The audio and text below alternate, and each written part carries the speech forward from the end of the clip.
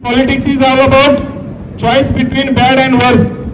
राजकारणामध्ये आजची परिस्थिती अशी आहे की आपल्याला वाईट आणि अत्यंत वाईट या दोन पैकी कुठला तरी एक उमेदवार निवडावा लागतोय आणि मग आपण ज्यावेळेस नैतिकता घेऊन या निवडणुकांना सामोरे जातोय त्यावेळेस मात्र कुठेतरी जनता आपल्याकडे दुर्लक्ष करते का याच्यावर कुठेतरी विचारमंथन होणं गरजेचं आहे। आपण पाहतोय विधानसभेच्या निवडणुका येऊ घातलेल्या आहेत। अनेक पक्षांमध्ये बघतोय आपण कितीतरी वेगवेगळे मतप्रवाह त्या ठिकाणी वाहू लागलेले आहेत। पण मग शेतकऱ्यांच्या आंदोलनांमधून ऊसाचा दर आम्ही वाढवला, दुधाची आंदोलन आम्ही केली, लाट्या काट्या आम्ही झेलल्या असं म्हणून ज्यावेळेस आपण या शेतकरी वर्गाला कुठेतरी उत्साहित प्रोत्साहित करायला जातोय त्यावेळेस मात्र निराशा येते, कारण हा शेतकरी राहिला नाही, तो कुठल्या तरी पक्षाचा बांधील झालेला आहे, कुठल्या तरी नेत्याची मुजरेगिरी करण्यामध्ये आज हा शेतकरी दंग झालेला आहे। पण म्हणून या शेतकऱ्याला दोष देण्यामध्ये अर्थ नाही, कुठेतरी आपल्या संघटनेमध्ये आपण बदल केला पाहिजे। हातावरती पोट असणारा जो कोणी मजूर वर्ग असेल, शिक्षण घेऊन IT कंपनीमध्ये काम करणारा एखादा तरुण असेल, तरुणी असतील, महिला वर्ग असेल, असा बराचसा घटक कुठेतरी आपल्या संघटनेच्या ध्येय धोरणांमधून वंचित राहतोय की काय, हा थोडासा विचार आपल्या सगळ्यांना करणं गरजेचं आहे। दिंडीमधून जर राजे विशाळगडावर सुखरूप पोहोचले नसते तर हे स्वराज्य टिकलं नसतं। म्हणून साहेब तुम्ही कुठेतरी सभागृहामध्ये गेलं पाहिजे, स्वाभिमानी शेतकरी संघटनेचा आवाज त्या ठिकाणी उठला पाहिजे।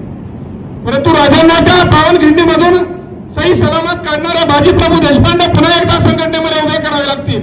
ते उभे राहत नसतील तर उद्याच्या भविष्यामध्ये अशा तरुणांची फौज आपल्याला उभी करावी लागेल की ज्या तरुणांच्याकडे बोट राखून आपल्याला सांगावं लागेल की ही स्वाभिमानी शेतकरी संघटनेतील येत्या काळातील आमची तरुण पिढी आहे जी या प्रस्थापितांच्या छताडावर नाचून या गोरगरीब शेतकऱ्यांना, या वंचित उपेक्षितांना महाराष्ट्रामध्ये नव्हे तर या देशामध्ये न्याय देण्यासाठी या तरुणांना आम्ही तयार करत आहोत।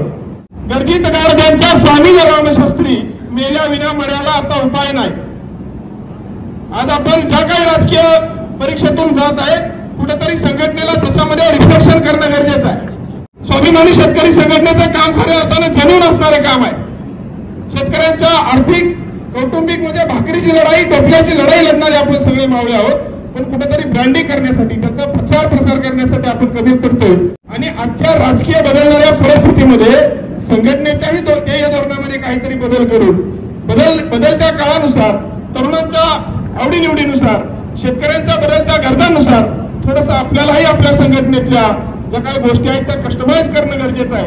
या महाराष्ट्रामध्ये पुन्हा एकदा नवचैतन्य निर्माण करून या संघटनेतल्या ज्या काही गोष्टी झाल्या, चलो हिसाब लगा कर दे कि हमने क्या खोया क्या पाया, कितनी लेली मोल बुराई या फिर आशीर्वाद कमाया, ज्या पद्धतीने या चळवळीच्या माध्यमातून, आंदोलनाच्या माध्यमातून आपण प्रामाणिकपणे काम करतो, प्रामाणिकपणे शेतकऱ्याला न्याय देण्याच्या भूमिकेमध्ये असतो, परंतु ज्यावेळेस आपल्याला राजकीय पटलावरती कुठेतरी दुजाभाव त्या ठिकाणी पाहायला मिळतोय त्यावेळेस मात्र आपल्याला त्याच्यावर रिफ्लेक्शन करणं गरजेचं आहे। परंतु येत्या काळामध्ये आता उठवू सारे रान, आता पेटवू सारे रान, शेतकऱ्यांच्या राज्यासाठी लावूपणाला प्राण हा एकमेव ध्यास घेऊन पुन्हा एकदा या महाराष्ट्रामध्ये सगळ्या मावळ्यांनी जाऊन आपापल्या क्षेत्रामध्ये आपल्या नेत्याच्या मार्गदर्शनाखाली राजू शेट्टी साहेबांचा एक मात्र ध्येय आमच्या रात्रंदिवस डोक्यामध्ये असते की ज्यावेळेस जन्माला आलं त्यावेळेस हे मात्र हात माझे साफ होते, स्वच्छ होते, ज्यावेळेस माझा मृत्यू होईल त्यावेळेस देखील माझे हात स्वच्छ असतील। या स्वच्छ चारित्र्याचे मुठभर असू द्या, लिमिटेड असू द्या, पण कमिटेड असणारे आपण हे महाराष्ट्रातून आलेले सर्व मंडळी आहे। आणि म्हणून इथून पुढे देखील आपल्याला शेतकऱ्यांच्या न्याय हक्कासाठी लढत असताना साहेबांच्या या ध्येय धोरणांना एकनिष्ठ राहून सर्वांनी मिळून काम करूया एवढीच एक अपेक्षा व्यक्त करतो। थांबतो। जय हिंद, जय महाराष्ट्र।